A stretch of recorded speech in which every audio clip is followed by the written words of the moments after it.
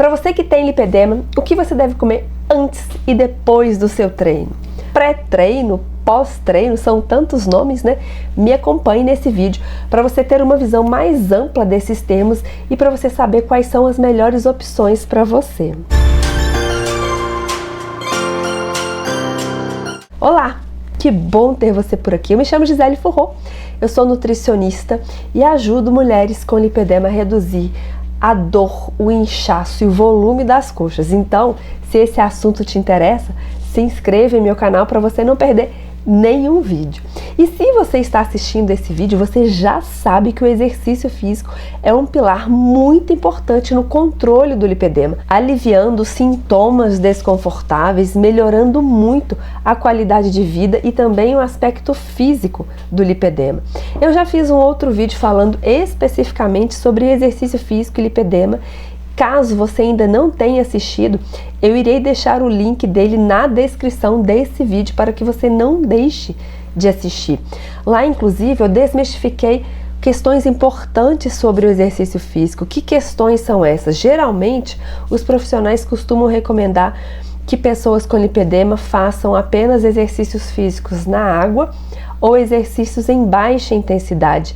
E eu expliquei por que você pode e deve fazer exercícios de maior intensidade. Por que é extremamente importante você realizar um exercício aeróbico, um exercício cíclico, como corrida, natação, ciclismo, e também um exercício de força, como musculação, crossfit. Por que você precisa juntar o exercício aeróbico com o exercício de força?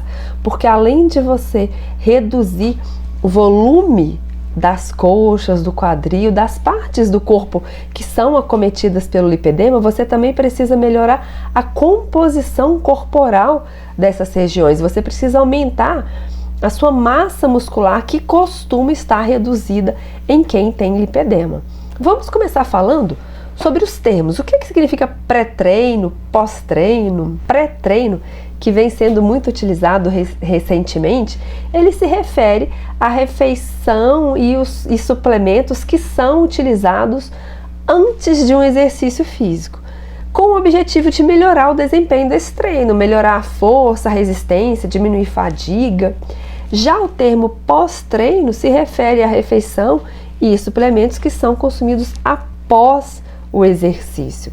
Só que quando a gente analisa de uma forma mais abrangente, primeiro ponto que eu quero trazer aqui para vocês, o pré-treino, esse termo, na verdade, ele abrange todas as refeições consumidas antes de um exercício, e não só aquela única refeição, aquela refeição que foi feita 1 hora antes, 30 minutos antes de um treino.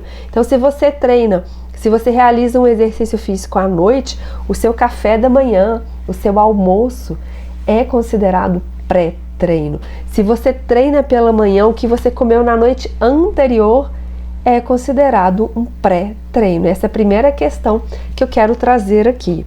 Mas, considerando o pré-treino dentro desse conceito, enquanto uma refeição que é feita aproximadamente 1 hora antes do treino, eu quero trazer aqui algumas questões. Todo mundo precisa fazer pré-treino? Todo mundo precisa fazer uma refeição, um lanche, 1 hora antes do treino, 30 minutos antes do treino? Não. Por quê? A energia necessária para você utilizar durante um treino não será a que você acabou de comer. Por quê? Até o que você acabou de comer ser metabolizado, ser digerido e ser absorvido pelo intestino para estar disponível no sangue, para que então ele possa ser utilizado como fonte de energia, você já finalizou o seu treino faz tempo. O tempo que uma refeição leva para ser digerida, para ser absorvida, varia de acordo com dependendo de vários fatores, como o tipo de comida, a quantidade de comida, a composição dessa refeição, mas de uma forma geral, para vocês terem uma ideia, uma simples salada pode levar cerca de 2 a 3 horas para ser digerida no estômago. E depois que ela é digerida, ela ainda pode levar várias outras horas para ser absorvida. Uma refeição que vai ter proteína, que vai ter gordura, ela pode levar 3 a 4 horas para ser digerida no estômago. E após essa digestão no estômago, o próximo passo desse alimento é passar para o intestino delgado para que ele possa então ser absorvido, onde ele vai ser levado para o sangue e disponibilizado no sangue para ser usado. E esse processo pode levar entre 3 a 6 horas. O que eu estou querendo dizer com isso?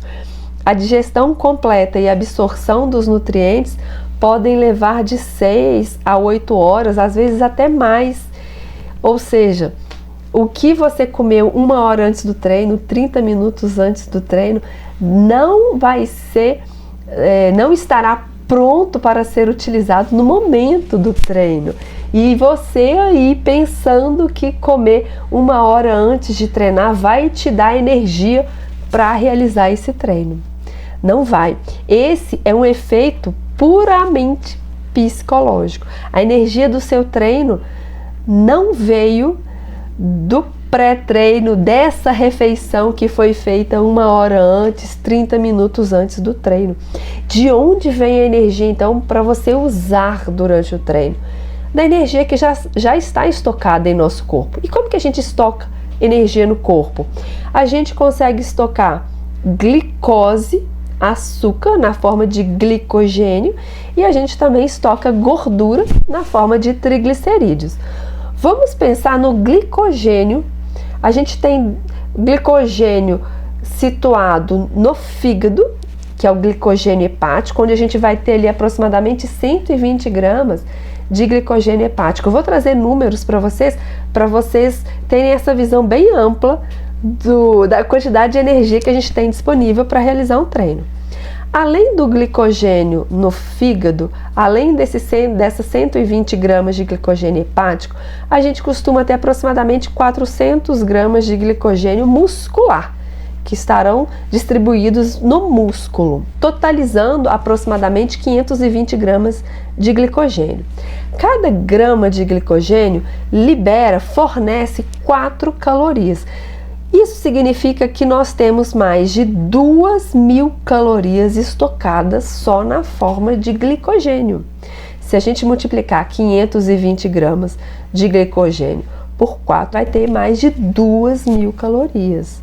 O que eu estou querendo colocar aqui? Dificilmente você vai gastar mais de 2.000 calorias num treino. Então você tem energia mais que suficiente para realizar o seu treino só na forma de glicogênio. E mesmo que você gastasse mais de 2.000 calorias, a gente ainda tem um estoque de gordura. E quando a gente vai analisar a gordura, o céu é o limite, porque cada grama de gordura equivale a 9 calorias. O que significa que para cada quilo de gordura, você tem 9.000 calorias disponíveis para serem utilizadas. Quantos quilinhos você gostaria de utilizar num treino? E você acha mesmo que sem pré-treino, sem uma refeição 1 hora antes, 30 minutos antes, você vai ficar sem energia? A gente tem energia sobrando no nosso corpo. Definitivamente você não precisa consumir uma refeição 1 hora antes, 30 minutos antes do treino para ter energia. Agora, esse é um ponto. Quero colocar uma outra questão aqui. Se você gosta de comer alguma coisa antes de treinar, se isso cabe no seu plano alimentar, se está funcionando bem para você, se está trazendo resultados, ok, não tem problema nenhum. Essa não é a questão. O que eu estou querendo dizer é que você não precisa de uma refeição pré-treino, 1 hora antes, 30 minutos antes do treino, para você ter energia para treinar. Entendeu a diferença? Particularmente para quem treina de manhã e não tem apetite para tomar café da manhã muito cedo. Eu já vi inúmeros casos de pessoas se forçando a tomar café da manhã só para não treinar em jejum, com receio de não ter energia para treinar em jejum, quando na verdade treinar em jejum também não tem nenhum problema. Na verdade pode ser até benéfico, eu vou falar disso daqui a pouquinho nesse vídeo. Mas para você que tem lipedema e que gosta de comer alguma coisa, quais seriam boas opções de pré-treino? Lembrando que para você que tem lipedema, você precisa de uma alimentação anti-inflamatória, uma alimentação com pouco açúcar. Vou listar alguns exemplos aqui. Você pode comer uma barrinha de sementes, ou uma barrinha de proteínas sem açúcar, uma barrinha de castanhas, ovos, um pedaço de queijo, um smoothie batido com uma fruta com menos açúcar, como frutas vermelhas, maracujá, abacate, um pouco de castanha. Essas são algumas opções que você pode utilizar num pré-treino, nessa refeição, imediatamente antes de um treino, 1 hora antes, 30 minutos antes de um treino. E sobre o jejum? Eu falei que não tem problema e que pode ser até benéfico. O que nós temos em relação ao jejum? Muitas pessoas falam sobre o jejum ser uma prática da moda, uma coisa que vem sendo muito praticada ultimamente, mas eu trouxe aqui um artigo para vocês falando sobre exercício físico e jejum da década de 60. Então, exercitar em jejum está longe de ser uma prática da moda. É uma coisa que é realizada de forma milenar. Trouxe um outro artigo também que fala sobre adaptações do músculo ao treinamento cíclico. Aqui eles utilizaram o ciclismo em jejum e no estado alimentado. Então esse artigo, os autores pegaram pessoas não treinadas e aí um grupo estava realizando o ciclismo em jejum e um outro grupo estava realizando o ciclismo de forma alimentada. O que eles observaram? Após 4 semanas, eles foram medir o nível basal de glicogênio muscular desses dois grupos. E eles observaram que os ciclistas que treinaram em jejum tiveram maior nível basal de glicogênio muscular. Olha que espetacular! Treinar com um estoque menor de glicogênio, treinar em jejum, gerou uma supercompensação de forma que essas pessoas começaram a ter um nível basal maior de glicogênio. Então essa foi uma adaptação ao treinamento. O que isso significa? Treinar em jejum pode melhorar a performance, o desempenho durante um exercício físico. Os autores analisaram outros parâmetros como capacidade de consumo de oxigênio, fluxo de sangue, e todos esses parâmetros foram melhores nas pessoas que treinaram em jejum. Então, eu já falei para vocês que pré-treino deve ser visto de uma forma ampla, que não necessariamente você precisa comer uma refeição imediatamente antes de treinar, 30 minutos antes de treinar. Falei que você pode até treinar sem comer, treinar em jejum. E sabe quais são os pré-treinos que você não pode negligenciar de forma alguma? A gente nem se preocupa nisso enquanto pré-treino, mas isso também é pré-treino. Vou listar 3 coisas aqui que a gente pode incluir dentro dos pré-treinos que a gente não pode negligenciar. Primeiro, o seu plano alimentar, a sua dieta como um todo. A sua alimentação diária, comer de forma equilibrada, ter um aporte satisfatório de proteína, de nutrientes, ter uma alimentação anti-inflamatória, isso vai garantir com que você tenha energia suficiente e nutrientes suficientes para você realizar o seu treino, independente do horário e independente do momento que foi realizada a sua última refeição. Segundo ponto, hidratação adequada.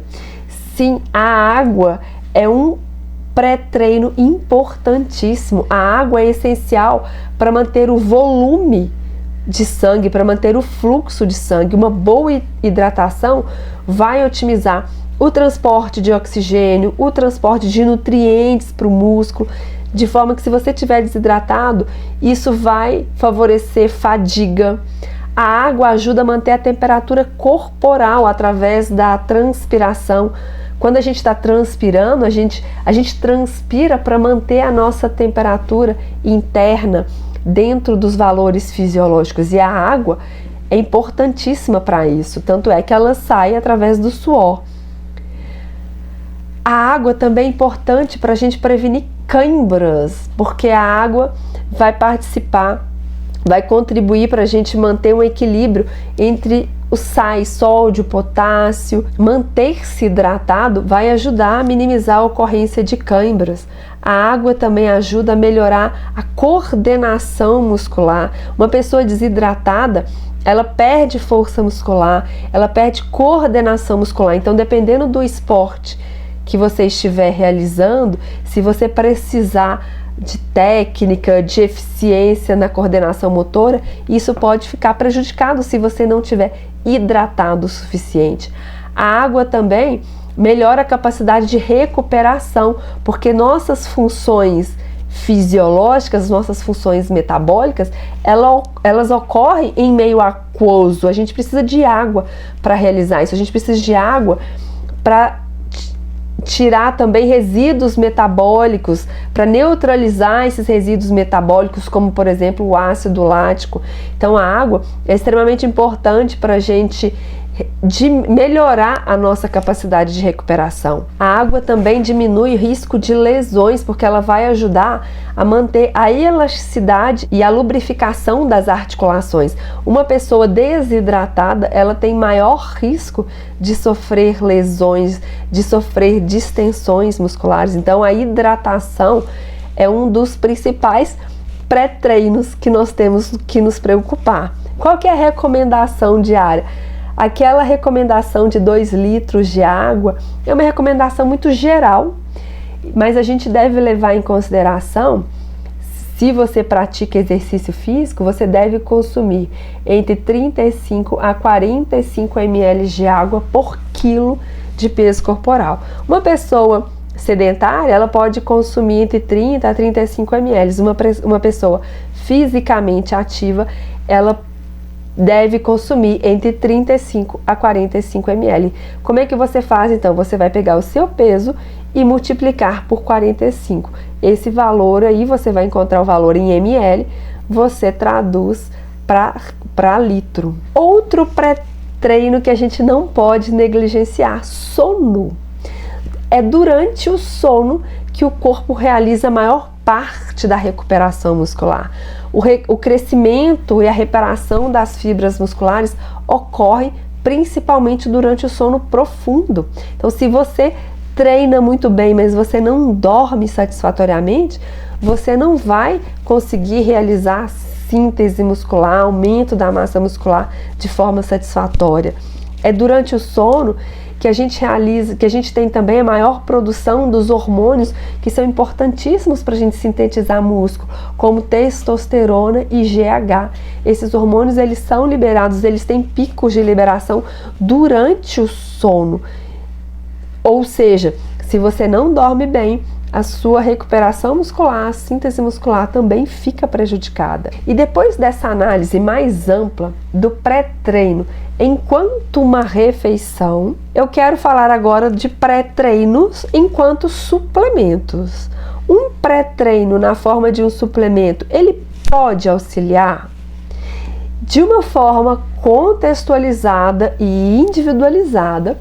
Eu considero que os suplementos utilizados no pré-treino podem ser muito bem-vindos. Eles podem auxiliar bastante no treino, no tratamento do lipedema, podem te ajudar a trazer melhores resultados.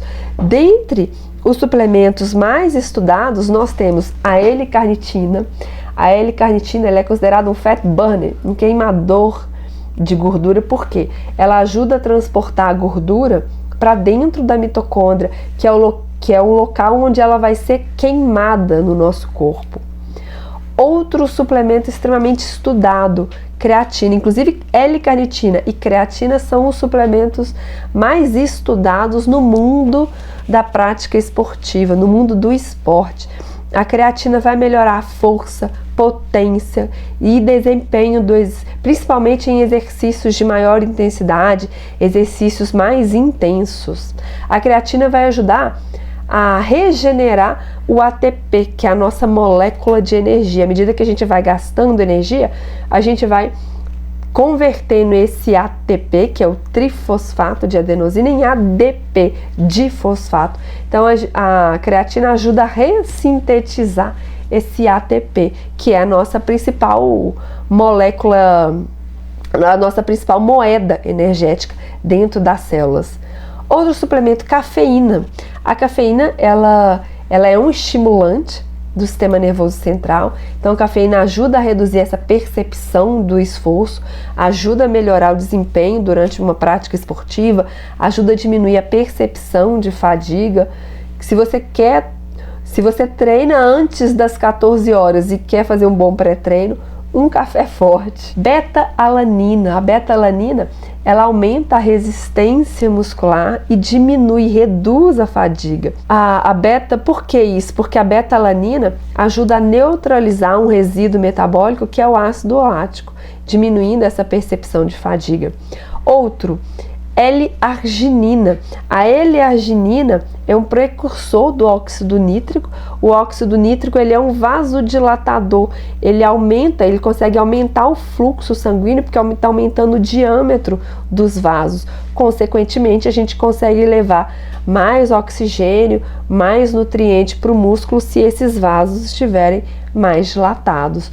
Outro vasodilatador é o nitrato.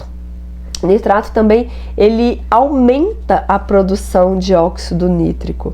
E eu quero reforçar aqui que eu não estou prescrevendo nenhum desses pré-treinos, ok? Eu estou apenas listando e citando os suplementos mais utilizados enquanto pré-treino, porque a prescrição deles precisa ser feita individualmente, analisando caso a caso, para que eles possam trazer de fato benefícios para você, para que eles não tenham efeitos adversos.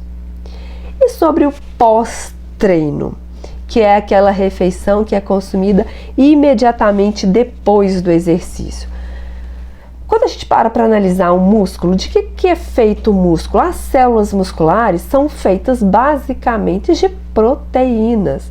Então, se durante o exercício você gerou um estresse no músculo, após o exercício você precisa de proteínas. Mas é preciso ressaltar que você não precisa sair da academia já chacoalhando uma squeeze de whey, uma garrafinha com whey, com medo de catabolizar se você não ingerir proteína imediatamente após o treino.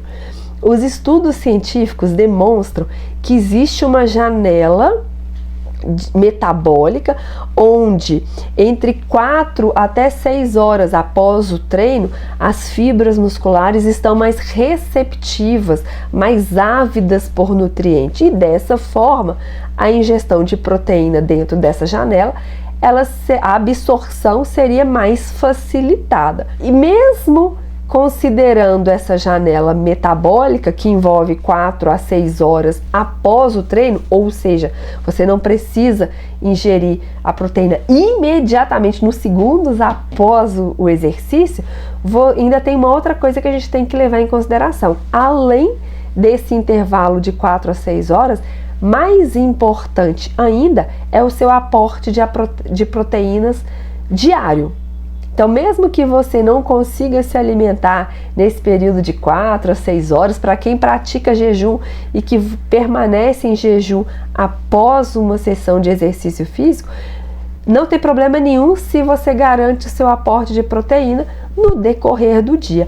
O mais importante é manter o seu aporte de proteína no decorrer do dia, tá? No final do dia, o seu saldo de proteínas tem que ser o suficiente para você, não importando muito o momento da proteína. Para quem tem lipoedema, para quem precisa recuperar o músculo, você precisa ingerir alimentos com mais proteína sem comer calorias em excesso. Afinal de contas, para uma pessoa que quer emagrecer, para uma pessoa que tem lipedema, a gente também visa um déficit calórico. Então você precisa focar nos alimentos que têm uma boa relação proteína-energia. O que é essa relação proteína-energia? Essa relação é uma forma de medir o quão rico em proteína determinado alimento é em relação ao seu valor calórico total. Ou seja, é uma relação entre a quantidade de proteína e os dois outros macronutrientes energéticos que nós temos, que são carboidrato e gordura. Por quê? Porque a proteína vai desempenhar um papel extremamente importante na sensação, na nossa percepção de saciedade, no controle do apetite. A proteína, ela vai estimular a liberação de um hormônio que é chamado de leptina. A leptina no cérebro sinaliza para o corpo que nós estamos satisfeitos. Então, quando você come uma refeição com muita proteína, você fica satisfeita de forma mais rápida. A proteína também é um macronutriente que gasta mais energia, mais caloria para digerir a própria proteína. A gente chama isso de efeito termogênico do alimento. Cerca de 30% das calorias da proteína são gastas no próprio processo de digestão da proteína, enquanto que esse efeito térmico do carboidrato, ele equivale a 6 a 8% e da gordura equivale a 2, 3%. O que isso significa? A energia que você gasta para digerir um carboidrato é de 6 a 8% e da gordura de 2 a 3%, enquanto da proteína é de 30%. Esse artigo, que foi publicado em 2023, ele fala exatamente desse fenômeno que é chamado de alavancagem proteica. O que isso significa? Quando nós comemos pouca proteína, involuntariamente a gente acaba comendo um excesso de alimentos. Por quê? Isso é controlado pelo nosso sistema nervoso, a gente não tem controle voluntário disso. Enquanto a gente não atinge uma quantidade mínima satisfatória de proteína, o nosso corpo continua sinalizando fome. Então, se você come refeições que tem muita caloria, mas tem pouca proteína, seu cérebro vai continuar sinalizando fome até você atingir a quantidade de proteína suficiente. Por outro lado, se você come uma refeição com bastante proteína, seu cérebro entende que você está oferecendo proteína de forma satisfatória, ele te deixa saciado, ele para de sinalizar fome. Dessa forma, alimentos que têm proporcionalmente mais proteína tendem a facilitar a manutenção de um déficit calórico. Esses alimentos vão diminuir a inflamação crônica, o que vai ser necessário para tratar o lipedema, vai reduzir a vontade de comer em excesso. E como que você calcula essa relação proteína-energia? É muito simples, basta você multiplicar a quantidade de... Você pega um alimento, pega a tabela nutricional dele, e aí você vai verificar lá a quantidade de proteína da tabela nutricional. Você vai multiplicar essa quantidade por 10. Se o número for redondo, é só colocar um zero no final. Se o número for quebradinho, 2,4, é só você andar com a vírgula. 2,4 vezes 10 vai dar 24, só você deslocar a vírgula. Então, vou dar um exemplo aqui de um iogurte. Esse iogurte, a quantidade de proteína é 4,9. Se a gente anda com a vírgula, se a gente multiplica por 10, a gente tem 49. Aí a gente vai pegar esse valor e ver a quantidade de energia, a quantidade de caloria. Se esse valor da proteína for maior que a quantidade de caloria, esse alimento tem uma boa relação proteína-energia. Se essa quantidade de proteína for menor que o valor energético, que o valor calórico, esse alimento não tem uma boa relação proteína-energia. É o caso desse alimento que eu estou usando como exemplo aqui. 49 é menor que 178. 178 é o valor calórico aqui desse iogurte. Não é um bom alimento. Se eu pegar outro, esse alimento aqui, esse iogurte de uma outra marca, é um iogurte daqueles de 2 ingredientes. O valor da proteína é 8,1. Se a gente multiplica por 10, a gente tem 81. 81 é menor que 152. Ainda não é o alimento ideal, mas nenhum desses dois exemplos tem uma excelente relação proteína-energia. Mas vamos colocar uma situação onde você vai escolher entre uma dessas duas opções. Qual desses dois você deve escolher? O que tem a maior quantidade de proteína, o que vai ter melhor relação proteína-energia. Então, dentro das possibilidades que você tem, escolha a opção melhor. E nesse exemplo específico, esses iogurtes de 2 ingredientes, eles são bons. O que você pode fazer para melhorar a relação proteína-energia dele? Acrescentar um pouco de whey protein, você aumenta a quantidade de proteína, melhora essa relação proteína-energia. Vou dar um exemplo de um outro alimento. Quantidade de proteínas, 10. Se a gente multiplica por 10, a gente tem 100. 100 é maior que 66. Esse é um alimento que tem uma boa relação proteína-energia. Esse é um iogurte, são esses iogurtes proteicos. Eles costumam ser mais caros. A segunda opção é utilizar um iogurte de 2 ingredientes e adiciona um whey. Você vai ter um iogurte proteico mais econômico. Quais seriam outras opções de pós-treino? Ovos mexidos, ovos com queijo, ovos com frango desfiado, ovos com atum, o próprio whey protein batido com água, batido com leite vegetal, iogurtes proteicos ou iogurtes de 2 ingredientes com whey, que foi a dica que eu dei agora há pouco, barrinhas de proteína. Agora você já sabe até escolher a melhor opção.